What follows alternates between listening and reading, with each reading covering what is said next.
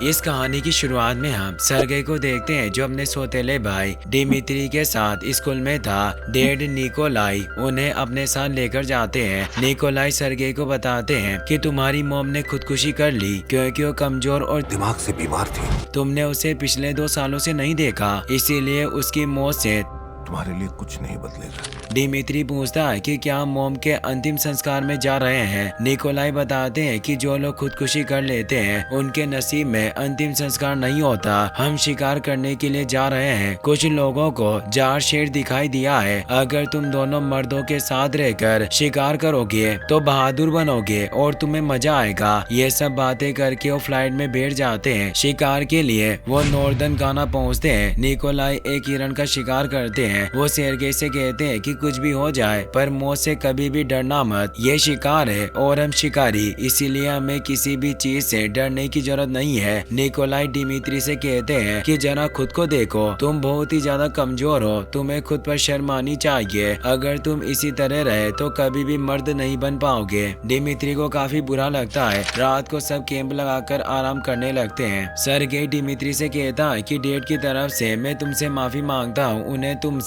इस तरह से बात नहीं करनी चाहिए थी। डिमित्री कहता है कि डैड ऐसे ही है और हम उनका कुछ नहीं कर सकते। मुझे तो लगता है कि डैड मुझे आपकी तरह इज्जत कभी नहीं देंगे। एक आदमी निकोलाई से पूछता है कि शेर खाने के लिए शिकार करता है तो आखिरकार आप किसी लिए शिकार करते हैं। निकोलाई कहते हैं कि जार शेर ने अब तक 3000 लोगों को मारा है। मेरा मानना है कि किसी महान को मारने के बाद ही हम महान बन सकते हैं। अगले दिन सब दोबारा जार शेर को ढूंढने के लिए जंगल में घूमने लगते हैं। अलेक्सेई निकोलाई से कहता है कि मैं हमेशा भविष्य के बारे में सोचता हूँ और मैं चाहता हूँ कि तुम मेरे पार्टनर बन जाओ। निकोलाई कहते हैं कि इस दुनिया में तुम्हारा कोई वजूद नहीं है, तुम बिना किसी मकसद के इस दुनिया में घूम रहे हो। तुम जैसे कमजोरों के पास हमें देने के लिए कुछ भी नहीं है, तो आखिरकार मैं तुम जैसे कमजोरों और बेकार इंसान का पार्टनर क्यों बनूं? मैं यहाँ अपने बेटों को शिकार का मजा दिखाने के लिए लेकर आया हूँ और तुम मेरा मजा खराब कर रहे हो। ये कहकर वो आगे बढ़ जाते हैं। एलेक्सेई को बहुत ही ज्यादा गुस्सा आता है। डिमित्री सरगेई से कहता है कि मुझे उम्मीद है कि इस बार पापा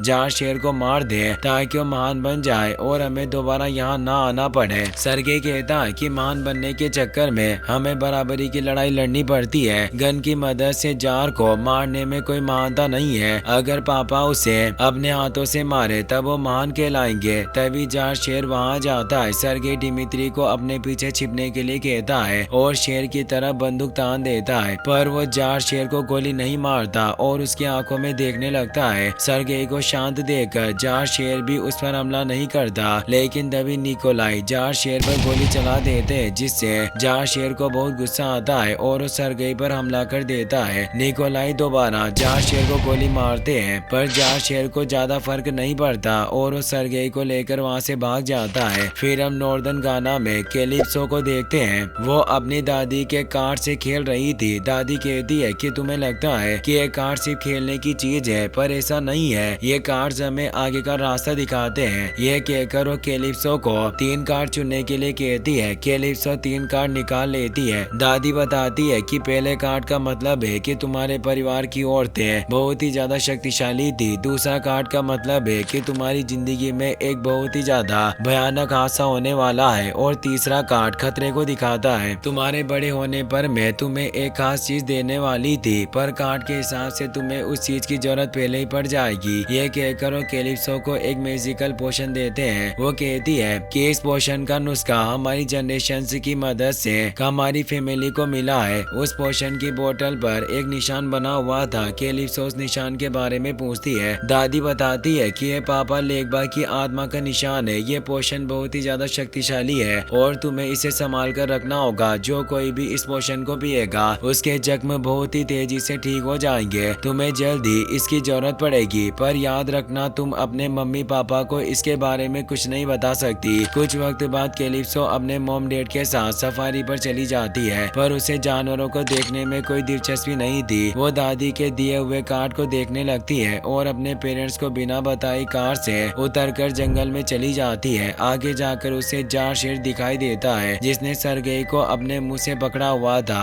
जार शेर सरगेई के साथ कुछ नहीं करता पर उसका खून सरगेई के गांव में चला जाता है। जार शेर सरगेई को वहीं छोड़कर वहां से भाग जाता है। सरगेई की हालत देखकर कैलिप्सो चौंक जाती है और दादी का दिया हुआ मैजिकल पोशन उसे पिला देती है, जिसकी वजह से सरगेई को कुछ विजन दिखाई देने लगते हैं पर उसे होश नहीं आता। कैलिप्सो अपने पेरेंट्स को सरगेई के बारे में बताती है। पेरेंट्स रेनफोर्स गार्ड्स को वहां बुला लेते हैं। गार्ड्स सरगेई को हेलीकॉप्टर में बिठाकर हॉस्पिटल ले जाने लगते हैं। कैलिप्सो सरगेई के हाथ में दादी जी का दिया हुआ कार्ड रख देती है। हॉस्पिटल में डॉक्टर सरगेई का इलाज करते हैं पर सरगेई की सांसें चलना बंद हो जाती है, इसीलिए डॉक्टर उसे मृत घोषित कर देते हैं। मगर उस पोषण की वजह से सरगेई 3 मिनट बाद दोबारा जिंदा हो जाता है। जार शेर का खून उसके खून के साथ और डीएनए में मिल जाता है, जिससे उसे जार शेर की पार्ट्स मिल गई थी। सरगेई को जिंदा देखकर डॉक्टर हैरान हो जाती है। सरगेई डॉक्टर से कार्ड के बारे में पूछता है पर डॉक्टर को कार्ड के बारे में कुछ भी नहीं पता था। कुछ वक्त बाद निकोलाई और डिमित्री वहां आ जाते हैं। वो सरगेई को लेकर घर आ जाते हैं। सरगेई को अपनी मॉम का लेटर मिलता है। उसमें लिखा था कि मुझे माफ कर देना, मैं तुम्हारे साथ नहीं हूँ पर तुम्हारे डैड ने मेरे लिए कोई दूसरा रास्ता नहीं छोड़ा। तुम्हें मुझसे वादा करना होगा कि तुम कभी भी अपने डैड की तरह नहीं बनोगे। निकोलाई सरगेई को अपने पास बुलाकर कहते हैं कि तुमने जार शेर पर गोली ना चलाकर डिमित्री और खुद की जान खतरे में डाली। तुम अपनी मॉम की तरह कमजोर हो। अगर तुम इसी तरह कमजोर और डरते रहे तो तुम्हारे दुश्मन इस चीज का फायदा उठाएंगे। एक दिन तुम्हें मेरा सारा बिजनेस संभालना है और डिमित्री वापस पढ़ाई पूरी करने के लिए न्यूयॉर्क जाएगा। ये कहकर वो सरगेई को जार शेर का कटा हुआ सिर दिखाते हैं। जार शेर के सिर को देखकर सरगेई को बहुत गुस्सा आता है। वो कहता है कि आपने इसे मार दिया पर मेरे हिसाब से जार शेर को आपको मार देना चाहिए था। ये कहकर अपने कमरे में चला जाता है और दरवाजा बंद कर देता है। रात को सरगेई कुछ पैसे और अपना पासपोर्ट लेकर घर से भागने लगता है, मगर डिमित्री उसके सामने आ जाता है। वो कहता है कि आखिरकार आप मुझे डेट के साथ अकेला छोड़कर नहीं जा सकते। सरगेई कहता है कि मेरे साथ कुछ अजीब हो रहा है पर मैं कुछ समझ नहीं पा रहा, इसीलिए मैं उसी जगह पर जा रहा हूँ जहाँ हम मॉम के साथ पिकनिक पर जाते थे। ये कहकर सरगेई वहाँ से चला जाता है, जिससे डिमित्री को काफी बुरा लगता है और गुस्सा भी आता है। सरगेई एक शिप में बैठकर रशिया चला जाता है। वो पिकनिक वाली जगह पर जा रहा था पर अचानक वहाँ जंगली भैंसों का एक झुंड आ जाता है। उन्हें देखकर सरगेई बहुत ही ज्यादा डर जाता है और अपनी आंखें बंद कर लेता है। एक भैंसा सरगेई के सामने आकर खड़ा हो जाता है और सारे भैंसे उसके पास से निकल जाते हैं, जिस वजह से सरगेई को कुछ नहीं होता। झुंड के निकल जाने के बाद वो भैंसा भी वहाँ से चला जाता है। सरगेई उस जगह पर चला जाता है जहाँ वो अपनी मॉम के साथ पिकनिक पर आया करता था। सरगेई उसी जगह पर रहने लगता है और धीरे धीरे उसे अपनी पार्ट्स का अंदाजा हो जाता है। एक दिन उसे कुछ शिकारी मिलते हैं जो जंगली भैंसों को मारकर उनके सींग काट कर ले जा रहे थे। सरगेई अपने लाइन विजन की मदद से बहुत दूर से उन्हें देख लेता है और उन्हें रोकने के लिए जाता है। इतने वक्त में शिकारी वहाँ से जा चुके थे। सिर्फ 2 आदमी वहाँ बचते हैं। वो सरगेई को वहाँ से जाने के लिए कहते हैं, लेकिन सरगेई उन दोनों को मार देता है। फिर हम प्रेजेंट डे का सीन देखते हैं। क्रेवेन प्लेन की मदद से अपनी मॉम की प्रॉपर्टी में आ जाता है। डिमित्री उसे एक वॉइस मैसेज भेजता है। डिमित्री के पास एक खूबी थी कि वो किसी की भी आवाज की नकल कर सकता था। वो निकोलाई की आवाज निकालकर क्रेवेन को हैरान करने की सोचता है, पर क्रेवेन को पहले से ही इसके बारे में पता था, इसीलिए वो हैरान नहीं होता। कुछ शिकारी क्रेवेन की मॉम की प्रॉपर्टी में आकर जंगली भैंसों को मार देता है और उनके सींग लेकर वहाँ से जाने लगते हैं। क्रेवेन उनके ट्रक के सामने आ जाता है पर वो शिकारी नहीं रुकते, तो क्रेवेन ट्रक में जाकर 4 शिकारियों को मार देता है। वो एक शिकारी के कान को अपने मुंह से फाड़ देता है। ये देखकर एक शिकारी डर जाता है और अपने साथी के साथ गाड़ी लेकर वहाँ से भाग जाता है। क्रेवेन अपने लाइन विजन की मदद से गाड़ी के नंबर देख लेता है। वो शिकारी अपने बॉस के पास जाकर उसे सारी बातें बताता है, पर वहाँ उसे क्रेवेन मिलता है। उसने पहले ही बॉस को मार दिया था। क्रेवेन क्रॉसबो की मदद से उसे भी मार देता है और अपनी डायरी में से उसका नाम काटकर वहाँ से चला जाता है। फिर हम कैलिप्सो को देखते हैं। उसकी दोस्त समांथा की हत्या हो गई थी, इसीलिए कैलिप्सो उसके अंतिम संस्कार में जाती है। क्रेवेन भी वहाँ जाता है और कैलिप्सो को वही कार्ड देता है जो कैलिप्सो ने पोषण पिलाने के बाद सरगेई के हाथों में दिया था। कार्ड को देखकर कैलिप्सो हैरान हो जाती है। क्रेवेन कहता है कि अगर उस दिन तुम मेरी मदद नहीं करती तो शायद आज मैं जिंदा नहीं होता। मैं जानता हूँ कि तुम्हारी दोस्त समांथा की डेथ हुई है और फिर भी पुलिस सेमियोन चोरनी का कुछ नहीं कर रही। पर तुम्हें फिक्र करने की जरूरत नहीं है, मैंने पहले ही चोरनी को मार दिया है। कैलिप्सो को इस बात पर विश्वास नहीं होता, इसीलिए वो घर जाकर न्यूज आर्टिकल्स पढ़ती है और उसे पता चल जाता है कि चोरनी को सच में जेल में मार दिया गया है। इसीलिए अगले दिन कैलिप्सो क्रेवेन से मिलने के लिए जाती है। क्रेवेन कहता है कि तुमने मेरी जान बचाई और मुझे समझ नहीं आ रहा था कि मैं तुम्हें शुक्रिया कैसे कहूँ, इसीलिए मैंने तुम्हारी दोस्त के कातिल को मार दिया। कैलिप्सो कहती है कि मैंने तुम्हें किसी को मारने के लिए नहीं कहा था, मैं खुद एक वकील हूँ, पर तुमने उसे मारकर बहुत अच्छा किया। मैं तुम्हारे डेड को जानती हूँ, क्या तुम भी उनकी तरह एक गैंगस्टर हो? क्रेवेन कहता है कि मैंने अपने डेड को हमेशा बुरे काम करते हुए देखा, उन्हें लग रहा था कि बड़ा होकर मैं उनके नक्शे कदम पर चलूंगा, पर तुमसे मिलने के बाद मैं एकदम बदल गया और अपने डेड से दूर चला गया। अब मैं अपने डेड जैसे बुरे लोगों को मारने का काम करता हूँ। न्यूज वाले मुझे हंटर कहकर बुलाते हैं, पर मुझे क्रेवेन नाम पसंद है। मैं लंदन में नहीं रहता, मैं अपने भाई को छोड़कर चला गया था, तो मैं उससे मिलने के लिए अक्सर यहाँ आ जाता हूँ। खैर, मैं जानता हूँ कि तुम्हारी फर्म में क्लाइंट गलत काम करते हैं और मेरे पास एक लिस्ट है जिसमें बुरे काम करने वाले लोगों के नाम है। अगर तुम उन लोगों की जानकारी मुझे दे दो तो मैं उन्हें खत्म कर सकता हूँ। कैलिप्सो कहती है कि अगर तुम ऐसे लोगों से दुश्मनी रखोगे तो मुझे डर है कि तुम्हारे अपने लोग खतरे में पड़ जाएंगे और उस वक्त तुम्हें इस चीज का अफसोस होगा। यह कहकर वहाँ से चली जाती है। फिर हम एलेक्सेई को देखते हैं, वो अपने साथी जॉन को लेकर चोरनी के साथियों से मिलने के लिए जाते हैं। एलेक्सेई चोरनी के साथियों को अपना पार्टनर बनने के लिए कहता है। एक साथी कहता है कि मैंने सुना था कि लोग तुम्हें राइनो कहकर बुलाते हैं, पर तुम्हें देखकर कहीं से भी नहीं लग रहा है कि तुम एक राइनो हो। एलेक्सेई अपने पेट में लगे एक ट्यूब को खोल देता है, जिस वजह से उसकी स्किन सख्त होने लगती है और वो राइनो में बदलने लगता है। चोरनी का साथी एलेक्सेई को छूट करके मारने की कोशिश करता है, पर एलेक्सेई को इससे कोई फर्क नहीं पड़ता और वो अपने शरीर से गोलियां निकाल लेता है। वो दोबारा से नॉर्मल हो जाता है। चोरनी का दूसरा साथी दोबारा एलेक्सेई को शूट करने लगता है, लेकिन तभी एलेक्सेई का स्पाइनर दूर से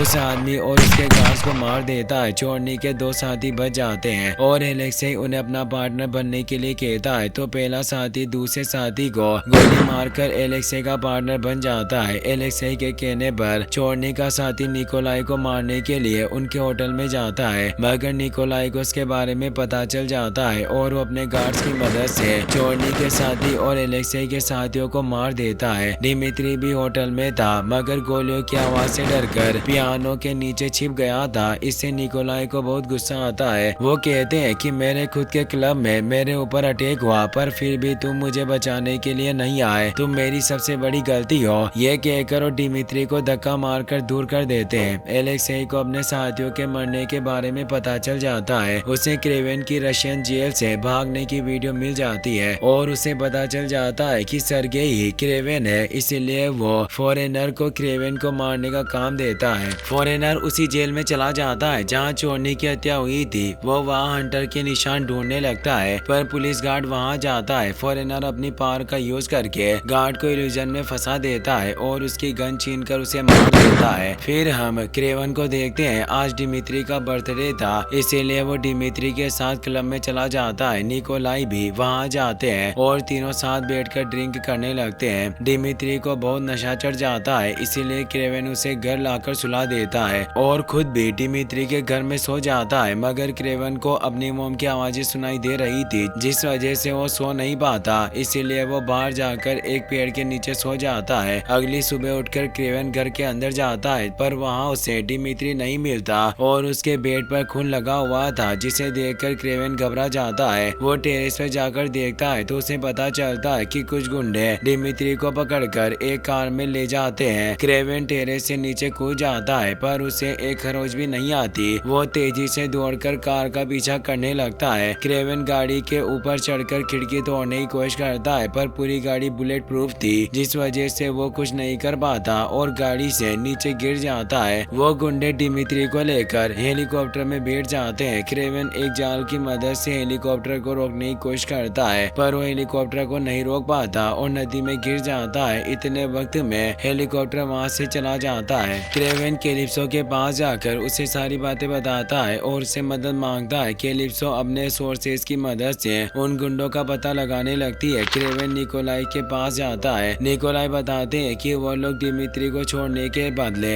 $20 मिलियन मांग रहे हैं। मुझे पैसे में कोई परेशानी नहीं है, लेकिन अगर मैंने पैसे दे दिए तो मैं कमजोर लगूंगा और मेरी जिंदगी भर की मेहनत डिस्ट्रॉय हो जाएगी। क्रेवेन कहता है कि आपने अपनी पूरी जिंदगी में कोई अच्छा काम नहीं किया और कोई भी आपकी इज्जत नहीं करता। अगर डिमित्री को कुछ हो गया ना तो उसकी मौत के जिम्मेदार आप होंगे। निकोलाई कहते हैं कि डिमित्री को अकेला छोड़कर तुम गए थे, मैं नहीं, मैंने तो उसका ध्यान रखा। डिमित्री के किडनैप होते ही उसका मरना तय हो गया था, पर मेरे पैसे देने से कोई फर्क नहीं पड़ने वाला। क्रेवेन कहता है कि मैं हमेशा से सोचता था कि आखिरकार एक महान इंसान कैसा होता है और आज आपको देखकर मुझे पता चल गया कि महान इंसान किसे कहते हैं। ये कहकर वो कैलिप्सो के पास चला जाता है। कैलिप्सो अपने क्लाइंट की मदद से डिमित्री को किडनैप करने वाला गुंडे का पता लगा लेती है। फॉरेनर के कहने पर ही उस क्लाइंट ने कैलिप्सो को किडनैपर का पता दिया था, पर फॉरेनर फिर भी उस क्लाइंट को मार देता है। कैलिप्सो क्रेवेन को फोन पर किडनैपर के ठिकाने के बारे में बता देती है जो टर्की में थे, तो क्रेवेन प्लेन लेकर टर्की चला जाता है। क्रेवेन उससे मोनेस्ट्री में पहुंच जाता है जहां डिमित्री का किडनैपर था। क्रेवेन पॉइजन नीडल की मदद से गार्ड्स को मारकर अंदर चला जाता है और दूसरे गार्ड्स को मारने लगता है। गार्ड्स के चिल्लाने की आवाज सुनकर सब लोगों को क्रेवेन के बारे में पता चल जाता है और उसे मारने के लिए जाते हैं, लेकिन क्रेवेन एक शेर की तरह उन सबको मार देता है। वो किडनैपर को खिड़की से नीचे लटका देता है और उसे डिमित्री के बारे में पूछता है। तभी दूर से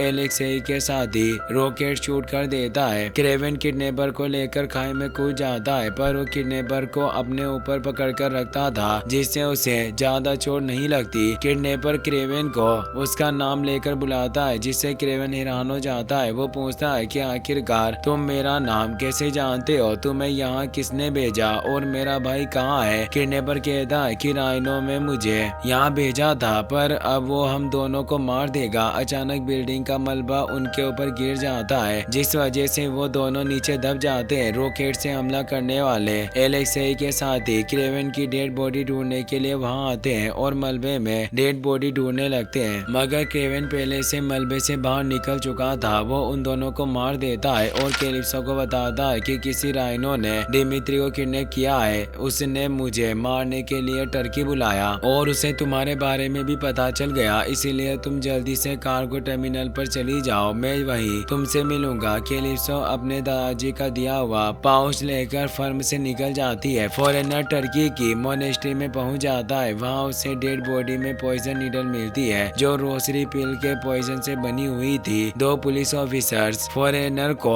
पकड़ने की कोशिश करते हैं, पर फॉरेनर अपनी पावर की मदद से उन्हें इल्यूजन में फंसा देता है और पॉइजन नीडल की मदद से उन दोनों को मार देता है। फिर हम एलेक्सेई को देखते हैं। उसे लग रहा था कि क्रेवेन मर चुका है, जिससे वो काफी खुश था। वो डिमित्री से कहता है कि तुम नहीं जानते, पर हम पहले मिल चुके हैं जब जार शेर ने सरगेई पर हमला किया था। इसके अलावा तुम्हें ये बात सुनकर बहुत बुरा लगेगा कि निकोलाई ने तुम्हारे बदले में $20 मिलियन देने से मना कर दिया। वो किडनैपर तुम्हें नहीं बल्कि सरगेई को किडनैप करने के लिए आए थे, पर उस वक्त सरगेई घर पर नहीं था। उसने हमेशा की तरह मुझे अकेला छोड़ दिया, जिस वजह से हमें तुम्हें किडनैप करना पड़ा और इससे मेरा काफी फायदा हुआ। ये कहकर डिमित्री को भी क्रेवेन की जेल से भागने वाली वीडियो दिखा देता है। एलेक्सेई डिमित्री को अपनी मेडिसिन दिखाते हुए कहता है कि प्रोफेसर माइल्स वॉरन इंसानी ताकत को 10 गुना बढ़ाने की कोशिश कर रहे थे और मुझे ताकतवर बनना था, इसीलिए मैं उनके साथ जुड़ गया। उनके एक्सपेरिमेंट की वजह से मेरा शरीर एक राइनो की तरह मजबूत हो गया, पर इससे दर्द भी बहुत ज्यादा होता है। जब तक मैं इस मेडिसिन को अपनी बॉडी में लगी ट्यूब में लगा कर रखता हूँ मैं एकदम नॉर्मल रहता हूँ, पर इस ट्यूब को हटाते ही मैं राइनो में बदल जाता हूँ। खैर, अब मैं तुम्हारे डेट के बिजनेस पर कब्जा करने वाला हूँ और मैं चाहता हूँ कि तुम मेरे पार्टनर बनो। डिमित्री कहता है कि मुझे भी मेरी पूरी जिंदगी कमजोर समझा गया और मैं भी ताकतवर बनना चाहता हूँ, पर सिर्फ ताकतवर बनने के लिए मैं तुम्हारा साथ देकर अपने परिवार को धोखा नहीं दूंगा। इससे एलेक्सेई को काफी गुस्सा आता है और वो डिमित्री को मारने लगता है, पर जॉन उसे क्रेवेन के जिंदा होने के बारे में बता देता है, इसीलिए वो डिमित्री को नहीं मारता। तभी फॉरेनर वहाँ जाता है। वो अपनी पावर का यूज करके सब लोगों को एक जगह पर फ्रीज कर देता है और एलेक्सेई के पास चला जाता है। वो कहता है कि क्रेवेन ने मेरे बॉस को मार डाला, तो अब मैं उसे जिंदा नहीं छोड़ूंगा। मैं काफी वक्त से उसका पता लगा रहा था और अब जाकर मुझे उसके बारे में पता चला है। मुझे मोनेस्ट्री में रोसरी पीस का पॉइजन मिला है और ये रोसरी पीस सिर्फ साइबेरिया के एक खास इलाके में पाए जाते हैं। मैं यकीन के साथ कह सकता हूँ कि क्रेवेन भी उसी जगह पर होगा। ये बात सुनकर एलेक्सी फॉरेनर और अपने साथियों को लेकर क्रेवेन को मारने के लिए चला जाता है। फॉरेनर एलेक्सी को एक पॉइजनस गन दिखाकर कहता है कि इस गन से शूट होने वाले को बहुत ही बुरे सपने आते हैं और शरीर के खास हिस्से पैरालाइज हो जाते हैं। उसके बाद उसकी दर्दनाक मौत हो जाती है। ये बात सुनकर एलेक्सी खुश हो जाता है। फिर हम क्रेवेन को देखते हैं, वो कैलिप्सो को लेकर अपनी मॉम की प्रॉपर्टी में आ जाता है। वहाँ एक पेंथर उस पर अटैक करती है, पर क्रेवेन बचपन से उसे जानता था और वो उस पेंथर को डराकर वहाँ से भगा देता है। क्रेवेन में बहुत सारी हर्बल मेडिसिन पड़ी थी। उन्हें देखकर कैलिप्सो चौंक जाती है और क्रेवेन से उनके बारे में पूछती है। क्रेवेन उस पोशन की बोतल दिखाते हुए कहता है कि मैं उस दिन के बाद से जानने की कोशिश कर रहा हूँ इस पोशन में क्या क्या चीजें हैं, पर मुझे इसके बारे में कुछ भी पता नहीं चला। क्या तुम मुझे और पोशन दे सकती हो? कैलिप्सो कहती है कि यह पोशन मुझे अपनी दादी जी ने दिया था। उन्होंने कहा था इससे जो पिएगा उसके जख्म ऐसे भरेंगे जैसे सोचा नहीं होगा। पर अफसोस की बात है कि उसके बाद में दादी जी से नहीं मिल सकी और उनकी डेथ हो गई। तभी क्रेवेन को डिमित्री का कॉल आता है। उस पर एलेक्सी क्रेवेन को अपना पार्टनर बनने के लिए कहता है, पर क्रेवेन बिना जवाब दिए फोन काट देता है। इससे एलेक्सी को काफी गुस्सा आता है और वो गार्ड्स को क्रेवेन को मारने के लिए जंगल में भेज देता है। गार्ड्स क्रेवेन को पकड़ने के लिए ट्रैप लगा देते हैं। क्रेवेन को उनके ट्रैप के बारे में पता चल जाता है और उनके ही ट्रैप से उन्हें मारने लगता है। क्रेवेन की पेंथर दोस्त से भी कुछ गार्ड्स को मारकर वहां से भाग जाती है। इस मौके का फायदा उठाकर डिमित्री एलेक्सी से दूर जंगल में भाग जाता है। गार्ड्स के चिल्लाने की आवाज सुनकर एलेक्सी को काफी गुस्सा आता है और वो हेलीकॉप्टर की मदद से पूरे जंगल में बॉम्ब ब्लास्ट करवा देता है, जिस वजह से जंगल में आग लग जाती है और हर तरफ धुआं हो जाता है। धुएं का फायदा उठाकर फॉरेनर क्रेवेन को पॉइजन गन से शूट कर देता है, जिस वजह से क्रेवेन एक इल्यूजन में फंस जाता है जिसमें उसकी बॉडी पर बहुत सारी स्पाइडर चढ़ जाती है। उन्हें देखकर क्रेवेन बहुत ही ज्यादा डर जाता है। फॉरेनर दोबारा क्रेवेन को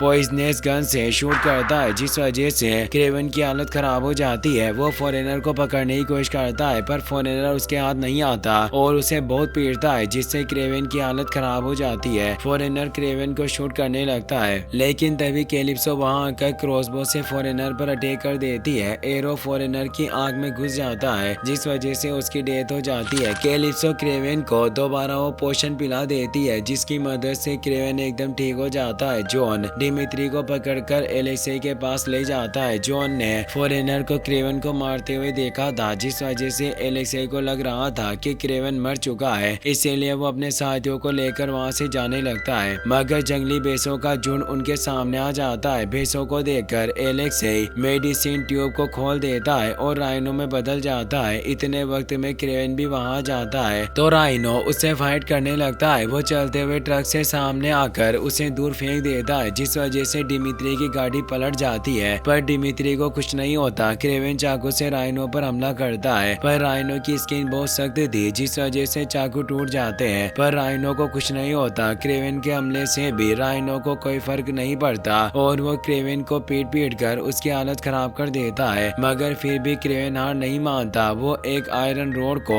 राइनो के पेट में लगी ट्यूब में घुसा देता है, जिस वजह से राइनो की हालत खराब हो जाती है। क्रेवेन राइनो को भैंसों के बीच में फेंक देता है, जिस वजह से राइनो बुरी तरह से घायल हो जाता है। क्रेवेन उसे पूछता है कि आखिरकार तुम्हारे पास मेरा वो वीडियो कैसे आ गया। राइनो बताता है कि तुम्हारे डैड ने खुद मुझे वो वीडियो भेजी थी। ये कहते हैं राइनो की मौत हो जाती है। क्रेवेन निकोलाई के पास जाकर उनसे कहता है कि मैं जानता हूँ कि आप राइनो को मारना चाहते थे, इसीलिए आपने उसे मेरी वीडियो भेजकर मेरे बारे में बताया, पर क्या आपको डिमित्री की जान की कोई परवाह नहीं थी। निकोलाई कहते हैं कि मैं जानता था कि तुम मेरे कहने पर राइनो को नहीं मारोगे, इसीलिए मैंने उसे तुम्हारे पीछे लगा दिया और मैं ये भी जानता था कि भले ही कुछ भी हो जाए पर तुम अपने भाई दिमित्री को कुछ भी नहीं होने दोगे। क्रेवन कहता है कि मैं सालों पहले आपको मार सकता था पर मैंने ऐसा नहीं किया क्योंकि मैं आपको अपना फादर मानता था, पर आपने मेरे साथ गलत किया। आपने मुझे सिखाया था कि मौत से कभी मत डरना, तो आज मैं आपसे भी यही कहना चाहता हूँ। यह कहकर वहाँ से जाने लगता है। अचानक एक भालू वहाँ जाता है और निकोलाई पर हमला करने लगता है। उसे मारने के लिए निकोलाई अपनी गन लोड करते हैं, पर क्रेवन ने पहले से ही गन में से गोलियां निकाल ली थी, जिस वजह से निकोलाई कुछ नहीं कर पाते और भालू ने मार देता है। फिर हम 1 साल बाद का सीन देखते हैं। क्रेवन डिमित्री के बर्थडे पर उससे मिलने के लिए जाता है। डिमित्री कहता है कि मुझे न्यूयॉर्क में एक डॉक्टर मिले, उन्होंने मेरी बहुत मदद की और मुझे एकदम बदल दिया। अचानक कुछ माफिया वहाँ आकर डिमित्री से बात करने लगते हैं। यह देखकर क्रेवन चौंक जाता है। वो कहता है कि तुमने कहा था कि तुम डेट की प्रॉपर्टी बेचकर ये सब बिजनेस बंद कर देगा, तो आखिरकार अब ये सब क्यों कर रहे हो? मैं नहीं चाहता हूँ कि तुम दोबारा उस नर्क में जाओ। डिमित्री कहता है कि आपने मुझे उस नर्क में डाला था। आपको लगता है कि आप डेट से बेहतर हैं, पर आप उनसे बदतर हैं। मैं जानता हूँ कि डेट को मरवाने में आपका हाथ था। आपको लगता है कि आप एक मसीहा है, पर आप एक मामूली इंसान है। यह कहकर वहाँ से चला जाता है। क्रेवन उसके पीछे जाकर उसे रोकने की कोशिश करता है। अचानक डिमित्री क्रेवन का रूप ले लेता है। यह देखकर क्रेवन के होश उड़ जाते हैं। डिमित्री कहता है कि तुम जानते हो कि मैं हमेशा से सब लोगों की नकल करता था, बिल्कुल एक गिरगिट यानी कमेलियन की तरह। क्रेवन पूछता है कि आखिरकार वो डॉक्टर कौन है और उसने तुम्हारे साथ क्या किया है? डिमित्री कहता है कि आप हमेशा से चाहते थे कि मैं कमजोर रहूं ताकि डेट के सामने आप ताकतवर लग सके, पर अब मैं भी ताकतवर बन चुका हूँ। राइनो और डेट मर चुके हैं। अब मैं हर चीज पर अपना कब्जा कर लूंगा। पहले मैं भी बस लोगों की आवाज निकाल सकता था, पर अब मैं किसी का भी रूप ले सकता हूँ। अब तुम मुझे नहीं रोक सकते। खैर डेट तुम्हारे लिए कुछ छोड़कर गए हैं। क्रेवन निकोलाई के घर जाता है। वहाँ उसे एक लेटर मिलता है। उसमें निकोलाई ने लिखा था कि हम सबको एक रास्ता चुनना पड़ता है और अब तुम्हें भी मेरे रास्ते पर चलना होगा, जिससे तुम्हें आगे बढ़ने में आसानी होगी। बॉक्स के अंदर क्रेवन को एक जैकेट मिलती है जो जार शेर की चमड़ी से बनी हुई थी। क्रेवन जैकेट पहनकर खुद को आईने में देखने लगता है। इसी के साथ यह मूवी यहीं पर खत्म हो जाती है।